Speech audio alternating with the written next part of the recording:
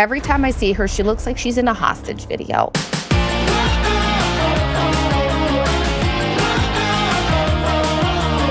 Hello, welcome to MAMM Podcast. I'm your host, Sarah Strickland. I'm coming to you on Black Friday, not at a retail job. So sorry, guys, you're getting full, no makeup, sweatshirt, woke up, ordered some stuff from the dispensary because there were some good deals, and was very happy that I just got to wake. I even fucking woke up at 8. I was like, what the fuck was that? I thought I'd sleep until 11. I was going to live it up. Because since I was 18 years old, I worked retail. My first Black Friday was at Mervyn's. That's a callback to anybody who's old like me. And I worked in the shoe department, and I just remember it was crazy, and I loved the energy. It really suited my personality. And then a lot of the Black Fridays I've noticed, I was like, oh, I should talk about that on the show. But I've apparently blocked a lot of them out. It's kind of like childbirth. Like after it happened, I was like, oh, glad I don't have to do that again for a while. But I don't remember any from Limited to, I'm sure Vans was insane. Children's Place. Everybody remembers there was this weird time pre-COVID where stuff would be open at like 8 o'clock on Thanksgiving. Like Children's Place would be open 8 o'clock on Thanksgiving. It was so fucking bizarre. So I would have to work the weirdest shifts. It would be like midnight to noon the next day. And they were all 12-hour shifts every time. And you had to have like these zone charts. And you had to have when people are taking their breaks, like boom, boom, boom, and half the line and the go, go, go. And then it started to like peter out and it wasn't as big. And then COVID happened and it seemed like Black Friday was just Black Friday and we were not open on Thanksgiving anymore. It kind of got things back to normal. And I have to say, looking at the Black Friday sales this time around, like what the fuck? There are no sales. It's really, really bullshit. Thanks, Trumpy. Those big, beautiful tariffs really helped all of us Americans, didn't they? Anyhow, let's not talk about him because I'm waiting for him to die of old age. That's right. I said I would like him to die of old age. I do not want anything to happen to him because I do not want to have to listen to these fucking people the rest of my life. Let him go in his sleep. Yes, it's nicer than he deserves, but then hopefully everything ends. So let's pray, kids. Next Black Friday, we're celebrating having shitty, stupid Vance as president because nobody fucking likes him. I could really go for him just being the laughing stock of the world for 3 years. I don't know about anybody else, but that would just make me really happy if he was just a laughing stock. I wouldn't even care if he marries Erica Kirk and she's the first lady. Like, you do you, boo. I hope you both are very happy. Let poor Usha go. My Hindu princess, let her go. She's too good for you. Every time I see her, she looks like she's in a hostage video. Like, come on. But I'm here to talk about, well, Black Friday. And it's so funny. Okay, back to Black Friday. When I started working for Alexandra Collections, like it was not like a normal Black Friday. It was just like a little bit of a busier shopping day. Like the ladies came and told us about their Thanksgivings. And then I only worked there for 2 years. My second year there, Murray, bless his heart, had me off. So I technically worked my last Black Friday and had no idea.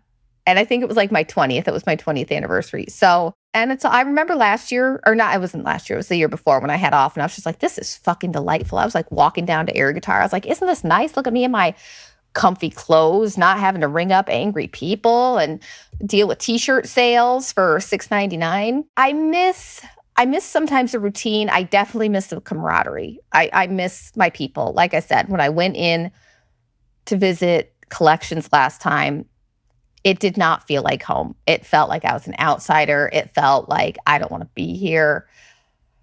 I'll love Heather till the day I die. I'll be friends with Heather always. It sucks about the rest of them, but also what the fuck was I expecting? I have left enough jobs to know that you keep in contact with very few people. From Children's Place, the only people I still talk to are April and Ashley Miller, who I love to death, her and baby Charles. But that's really it. It's not even like talk to April on the regular. Like these things just don't happen, but you have such these close connections that I always am like, oh, they'll be my friend forever. That's also my problem I run into on the podcast is I have these like connections with people and I'm like, oh my God, you're my person. And I have to have you like in my life forever.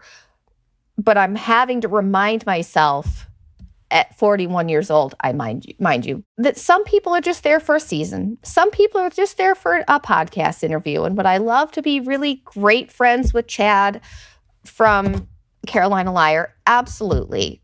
But do I think he wants to be my great friend? Probably not. Dude's got a lot going on. So honestly, if I could give young Sarah any advice, it would be quit trying to make every boyfriend the one. I know, hindsight, I know your home life is shitty.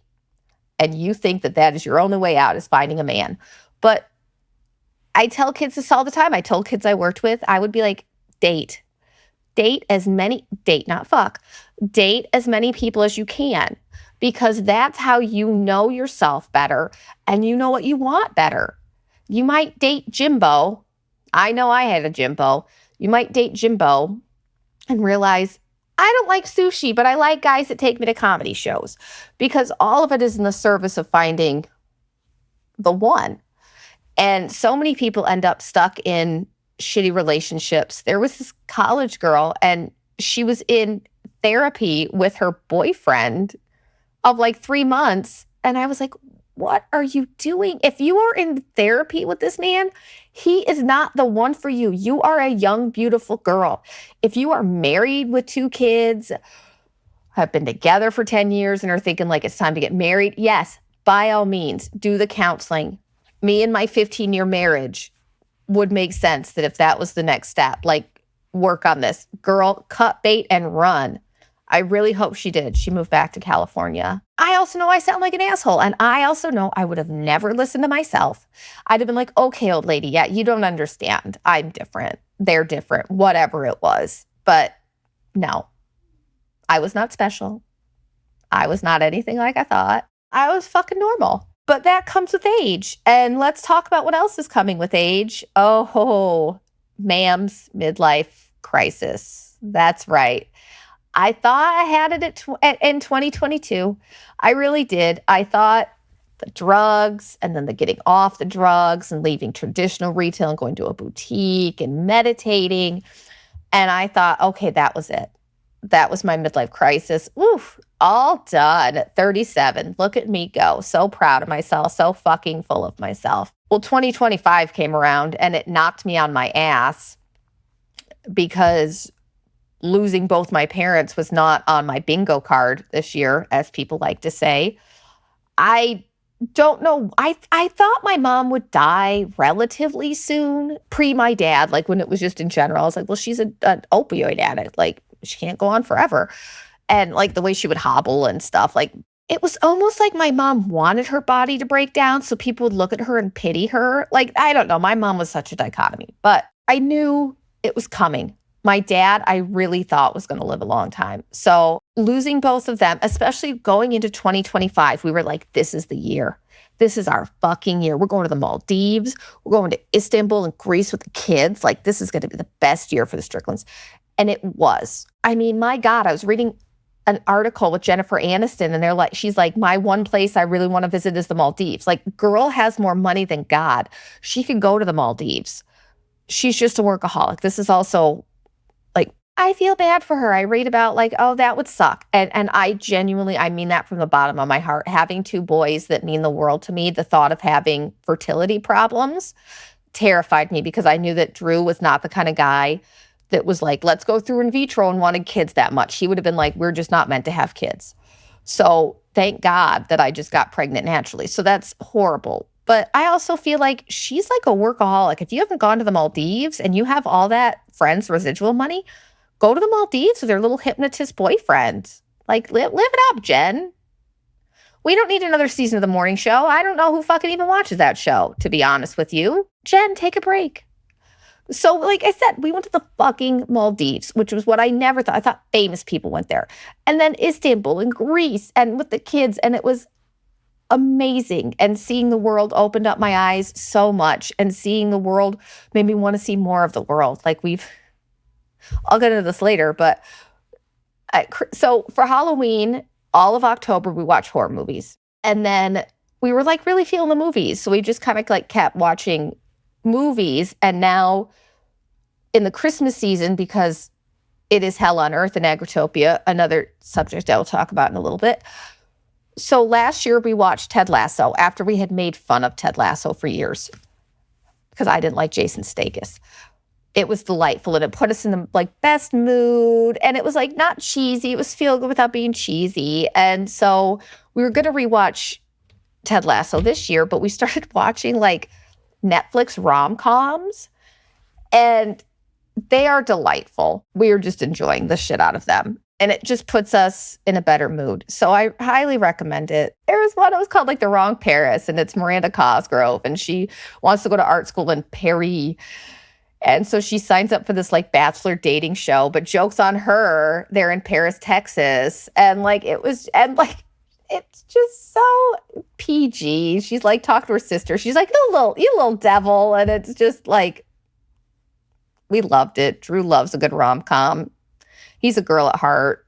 I like him too. There was one called Love at First Sight, which like these two 20-somethings meet on a plane and then they're meant to be. And I was like, of course, there's a sick mother with sons and I'm bawling my eyes out. But it was just so beautiful. And I think that not a lot of people have their soulmates. Like when I'm looking, the percentages are really low. And that to me seems really sad. And I did find mine without a doubt. Every sign in this universe was pointing Drew and I at each other.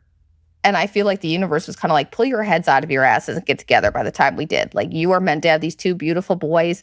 You are meant to love each other in this lifetime and every lifetime. I'm not searching for anything man-wise anymore. And I feel like that was my big search. Didn't realize I had daddy issues. Again, we've covered this because I had my dad in the picture. So I didn't realize I still was fighting for his love. My first boyfriend was the prime example of him. But even if I'm like, okay, picture Drew's dead and I'm with Jake Gyllenhaal or Glenn Powell, even then it's just like, well, they're not Drew. They're not somebody that has known me since I was 15 years old. I don't want to have to explain the minutia, the in and outs of my life. Drew and I have the same friend group growing up. Like it's just, everything is there. And not that you should be with somebody just because you have a history with them. Like I genuinely choose to love him. And I think, oh, here we go. Here's a perfect segue back into my midlife crisis. So that's what else is like kind of shocked me, that I was having these feelings because I'm with my soulmate. I'm in a happy marriage. There's no question this is where I should be.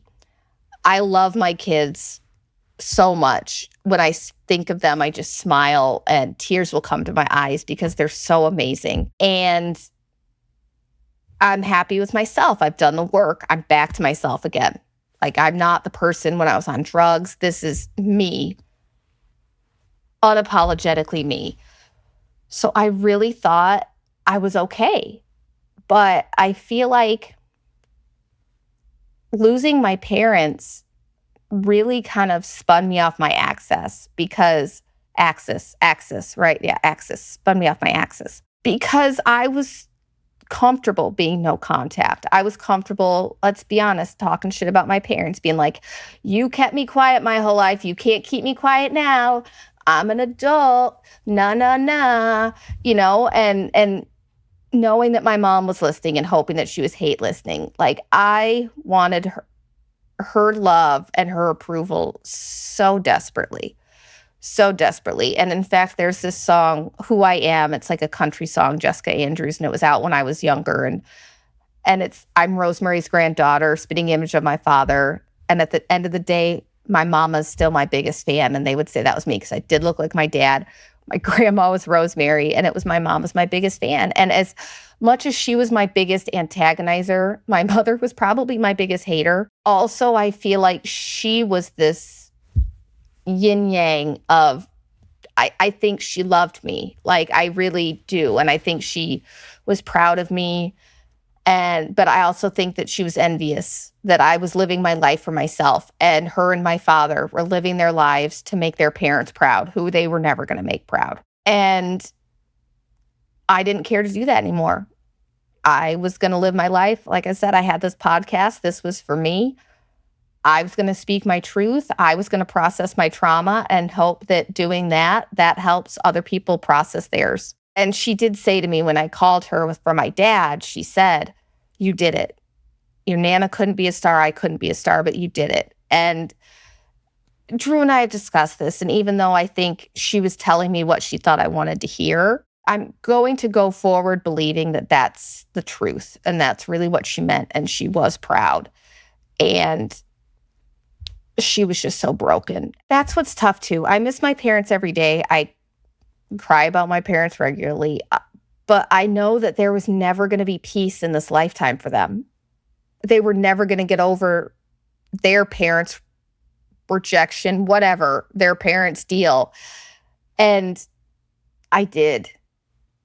I could love my parents for their strength and I could feel sympathetic about their flaws, but I couldn't be a part of that system anymore. I couldn't play my part anymore that I had been taught to play my whole life. And yesterday was Thanksgiving. I didn't cry. I wasn't particularly sad. It was nice because my brother came over and we had Thanksgiving here with him. And then we went and saw Running Man with Glenn Powell. Oof, you see his butt in it. Go see it, ladies. That's a butt that could launch mountains.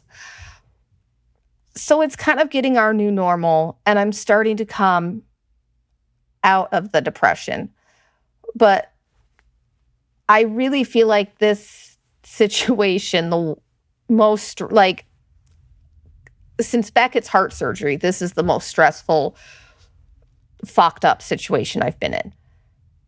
And I think it affected me and I pushed it off and I did this and that. But the depression was sinking in and I was really like, yes, Vegas, I'm going to go and I'm going to feel so good about myself. And yeah. And I did. I did at certain points. Like I'm going to have my friend Amanda on, who is fucking amazing. She's a romance author, also known as June Patrick. But she's beautiful, like big, beautiful boobs. And it's just funny to see like people not like her just because. Like she is a sweetheart, like all these things. Like I instantly felt a connection. I was like, here's my Yvonne replacement. There we go. And kind of people that we were adjacent to just being like, oh, not liking her, think she's a tart. Or they talk about LT Ryan, the guy that Drew was going to write with. And it's weird to be on the other side of it. Like I was a pretty epic shit talker my whole life. That's how my mom and I bonded, was talking shit about people. Didn't matter who. That's what we did. I don't play that game anymore. So to hear these people talk about people I cared about that I was close to that had done nothing wrong, just because she's beautiful. Amanda's beautiful and fun. And I don't know what the narrative is, but same as Lee. Like he genuinely is one of the nicest, most giving people I have ever met. Like when I told him about how Brenda and I listened to Dave Matthews Band and how she was like, oh, I'd love to see them. And she had cancer. He got us tickets. He got us amazing tickets to see Dave Matthews Band. And there was no skin in the game for him. There was nothing like that. And just sitting there alone with him at this conference, hearing him talk and stuff, I was just like, people don't get it. And that's, I guess, what I have to be prepared for is when people do really well, people want to tear them down. And we're to the point where we're doing well. And it's only up from here. But also on like the other aspect, I'm like so fucking delighted that I am that person now because, and especially going back to Sandwich, seeing that shitty house we lived in, seeing that god-awful, shitty, sundown town, I was like, my God, how did I not kill myself? Like, I must have really been holding out that something better was coming, because if that was my life forever, I don't know. But it was not me. So that little girl is with me all the time. Sandwich Sarah, I like to call her, who sat in Never Been Kissed when Josie Grossi is talking about what a loser she was, and I'm bawling because that's who I am, like, feeling a connection with, this Josie Grossi from Never Been Kissed.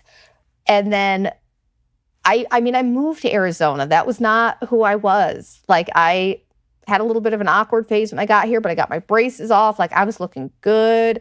I had a football boyfriend. I wasn't popular, but the popular kids knew me and liked me.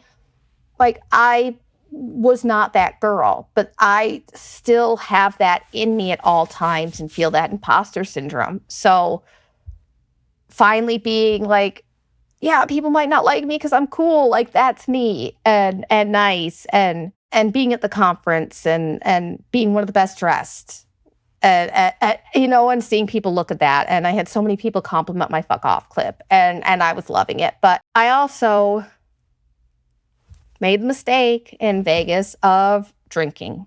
I had not drank in years. I remember in like 2019, Drew and I went to Mexico for our anniversary, and I really liked daiquiris, strawberry daiquiris. So, I mean, it's been 5-6 years. I just really haven't drank. I didn't like the taste of it. It hurt my stomach, but we were out to dinner, and I had a glass of wine. And I was like, this is kind of nice. Then I had some more wine the next night, but I helped Venderdin. I felt really good, and I was like, yeah. And then I really didn't have too much to do.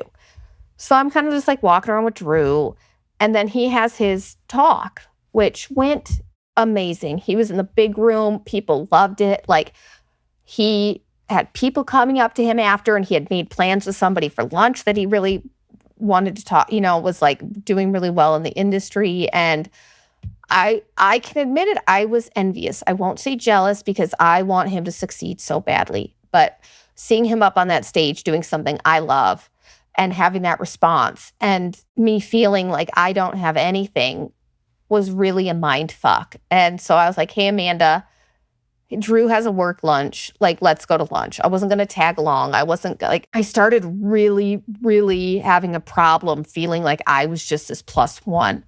I was just somebody's wife. Because from birth, it was instilled in me that I needed to contribute, that I needed to make sure I was taking care of myself, that you can't trust anybody. And I know I can trust Drew. That's not the issue. But I am not living up to my potential if I'm just somebody's plus one. So we went and we're on the strip. And Amanda does drink. She's a bad influence, a beautiful bad influence, but a bad influence nonetheless. So I was like, pink champagne, pink champagne, pink champagne. 3 at lunch. Like, I was feeling it.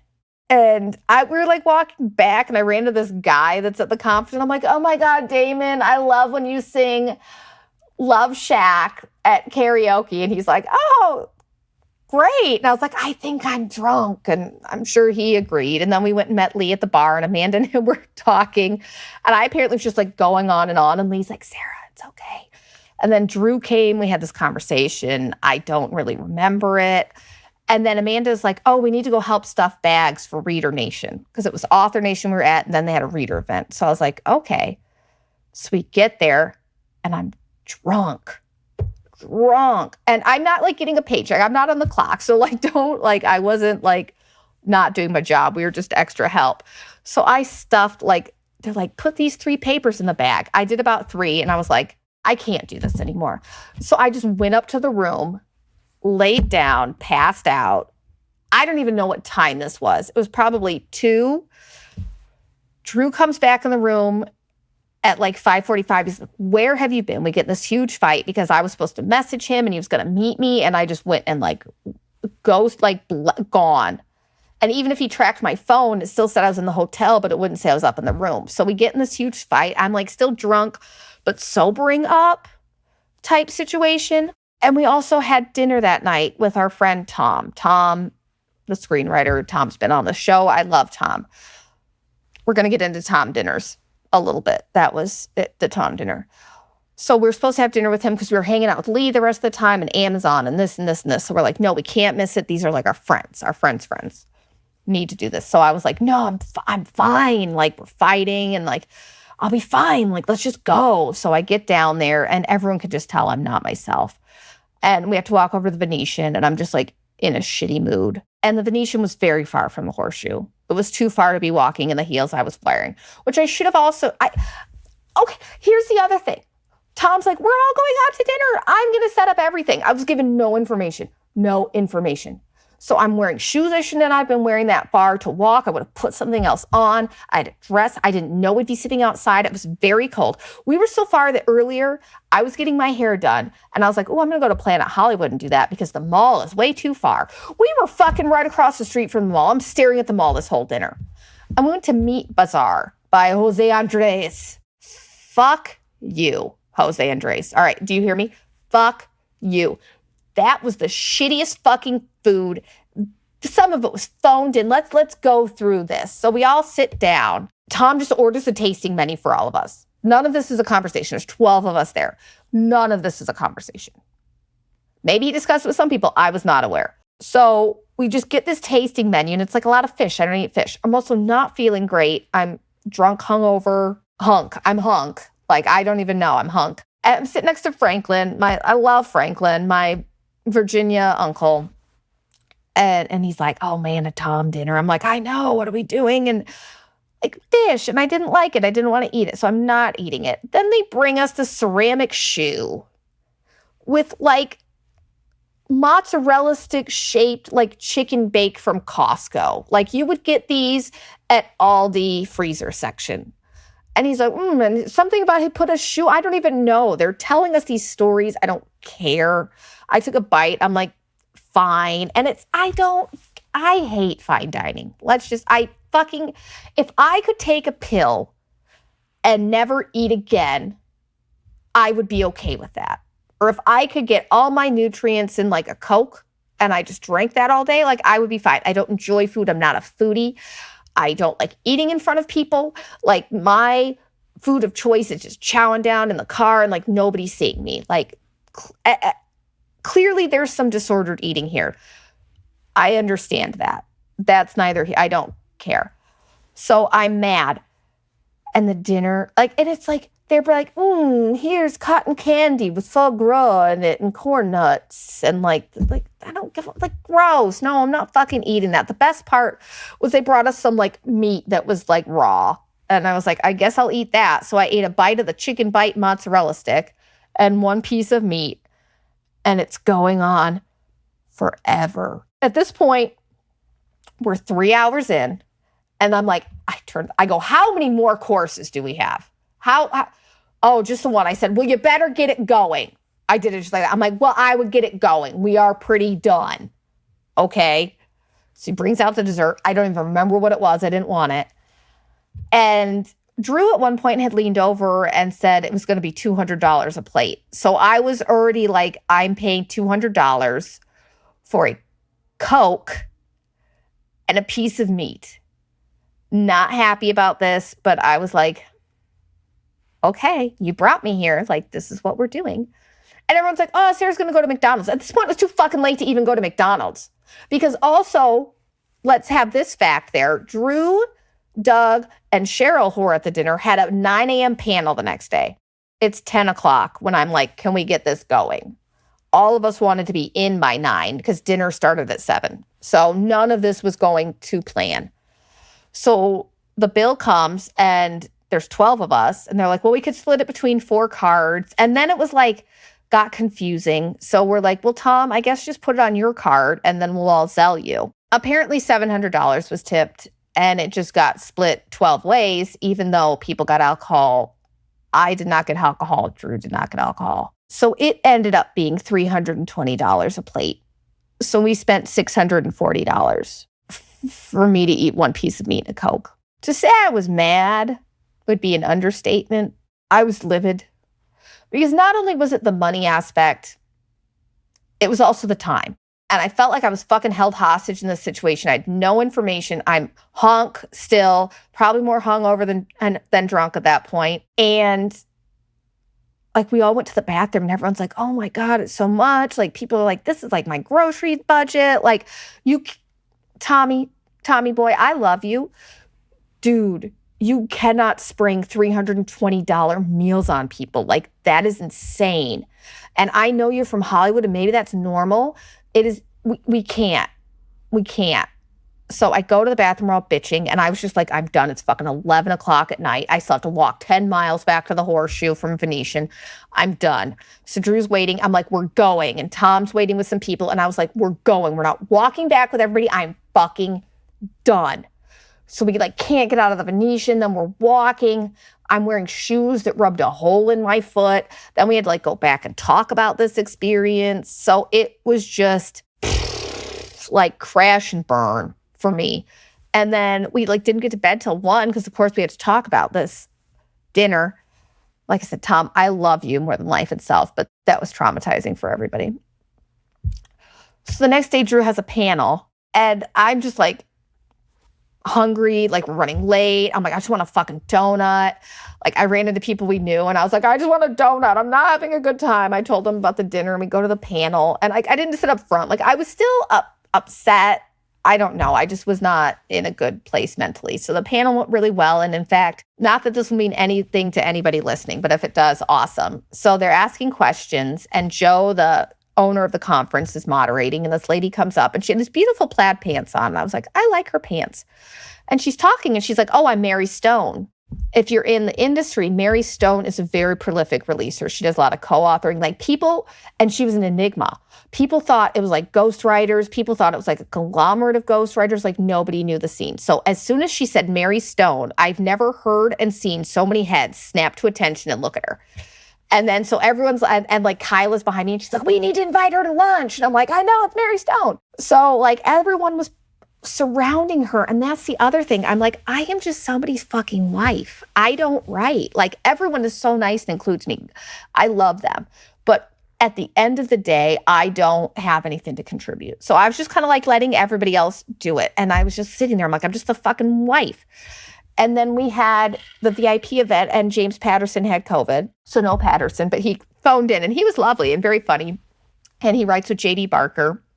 And he like talked and then they needed help putting books in bags. So then I was happy because then I like went and I was like, this is what we're doing. And I'm super fast. And I was like, next year we can do it this way. Like operations, I'm really good at that. So then I felt good. But then we went to this VIP event and I just did not feel VIP. I felt like everyone else was mixing and mingling and talking and I just had nothing. And I think the alcohol really, I have depression. I have very, very bad depression. And I don't think drinking alcohol did me any favors. And I felt like it really lowered my levels of everything good. So I'm just like sitting in a chair and I know like I'm making a spectacle of myself, but I was like, I just can't do this right now. And that's what happens with depression. I was like, I just can't turn it on right now. So we really hadn't talked to the boys too much because it was so crazy. So I went and called the boys and Walker had been at camp and it was hell. Apparently they were rooming with these rough around the edges kids and Walker hit his head. So they called him the F word, rhymes with hag. I was like, what? So he's telling me all this and I was upset. And I was like, I just feel like I don't have anything. He's like, it's okay, Mom. I'm like, you're not supposed to be helping me, but you are. Thank you. Then Tom walked into this VIP event and I was like, I'm livid from last night. And I was like, I am not here for the Tom show. I am not here to be like, oh, Tom, I love you so much. Like, no, Tom, I'm mad at you right now. So we went to Lee's party and that was better. And then the next day was the book signing. And I'm like, waiting in a parking garage because Drew forgot his keys. And someone's like, his talk was amazing, the best, this and that. And then he has his table and everyone's coming up to him. And I was just like, I am fucking nothing. I'm doing nothing with my life. What the fuck? So I'm spiraling. I'm like telling people like, buy books. Then I get more in the divorce. And I was like telling everybody how I was so happy I figured out I would get alimony because I don't work and Drew would have to pay me. And I was like, that's it. I'm going to Gone Girl myself. I'm going to fucking name myself Tina and move to Montana and just be a waitress. I'm just done. That's what I'm doing. Like, I'm just going to abandon everything. I'm like just having a huge pity party for myself. And it kind of even lasted when I got home because I got sick and stuff. And it was really hard to pull myself out of because I like I said, I want Drew to soar. Like, I'm so excited, and his career is really taking off, and he's getting these great opportunities, and I just felt like a loser. So, luckily, Joe and Suze want me to help more with the conference next year because my management skills actually did help.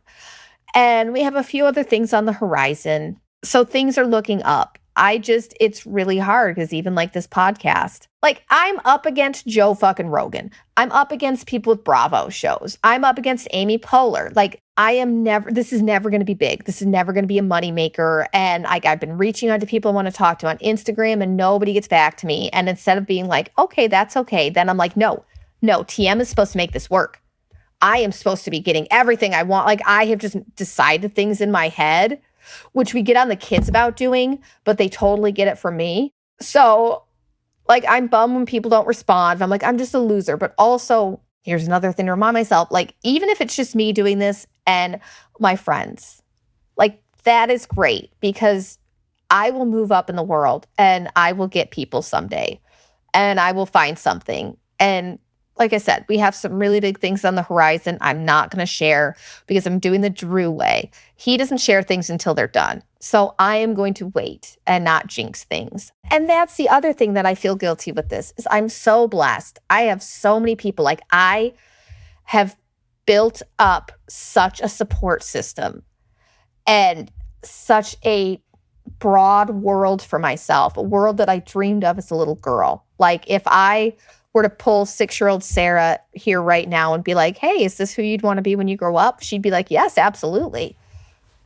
But there's still that needing to feel good. And you have to understand, I was a scapegoat at home. I didn't get compliments or I was compliments based on my performance. So that's why I excelled at work is because I can fucking follow directions like nobody's business. I can be the best. I can do all that because I'm an extrovert and I've always known that, but this has really made it evident that I get my energy from being around people and making them laugh and being in that situation. And when I'm just kind of in bed alone, because I'll just take to my bed. Petersons can sleep like no other. It is a family trait that I really picked up on. And so I let myself have some time in bed. I was building Legos for a while. Like I'm not walking in the morning. And that's the other thing. I'm not making any of the good decisions I know make me feel better. But I started building some little Legos again because that makes me really happy. Because I was like, well, hey, if I'm here doing this, I'm not in bed sleeping.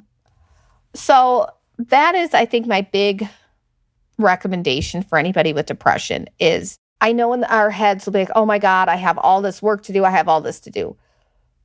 But start small where it's like, I got the laundry done and put away today. I didn't sleep all day. I did this. And that's kind of where I'm at. And now we're working into the work direction. We have a cruise that I'm helping plan for in February. I don't care about any of it anymore. And that is, I think, the other midlife, like I don't have time for certain things anymore. I don't have time for friends that don't want to be mutual. I don't have time for fucking the people in this neighborhood. I don't care to. I am not Agritopia for life. I am Agritopia because I have a $1,600 mortgage payment, period. And we will travel the world. I am not these people. But I'm still working on who I am and who I'm going to be. And that's okay. I think I'm hopefully moving through the midlife crisis. I will keep you updated. But things are looking really good for the Stricklands going into the new year. Look forward to some interviews with my friend Amanda, my TM teacher. Like I said, I'm going to keep it really in-house and not get disappointed if I can't get somebody who was on The Real World in 1998, which, okay, here's a rant. You're fucking influencers. Like, you fucking make money off doing online. I'm messaging you, trying to engage, and you don't respond. Like, you fucking chose your job being online, then fucking do it. End of rant. So I hope everyone had a lovely Thanksgiving. I hope everyone is happy this Black Friday, not shopping. Nobody has deals. Don't shop. And don't forget, friends, make today your bitch. I'm Sarah Strickland.